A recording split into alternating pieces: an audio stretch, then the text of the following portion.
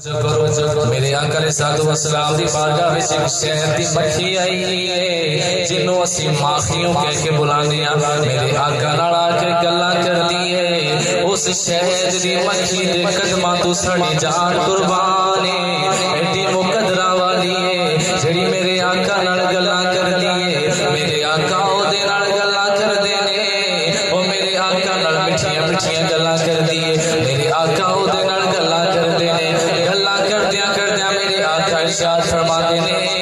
اے شہد دی مکھی اے تے دسنا جدوں پھلاں وچوں رس نچوڑنی ہے جدوں پھلاں وچوں رس نچوڑنی ہے تے پھلاں دا رس تے کوڑا ہوندا ہے اگر اسی کوئی پھل دی پتی منہ وچ پائیے اونوں کھائیے تے کوڑی ہوندی ہے اے تے دسنا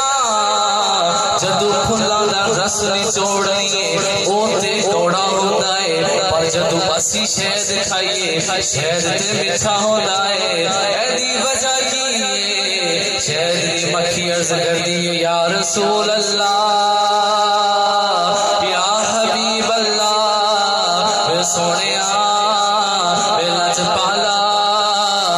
میرا کوئی کمال نہیں میرا تے کوئی کمال نہیں اے گل حقیقت ہے جدوں پھلاں دا رس نچوڑیے کوڑا ہوندا ہے پر جدوں شہد چکھیے تے میٹھا ہوندا ہے آقا وجہ ہے جدوں اسی پھلاں دا رس نچوڑنیاں اللہ نے حکم دیتا ہے اور رس لے کے جدوں اپنا سفر گھونسلے وال شروع کرنیاں آقا اللہ دا حکم ہے سارے رات تیری ذات تے درود پڑھنیاں اس درود دی برکت اللہ شہد نو میٹھا کر دیتا ہے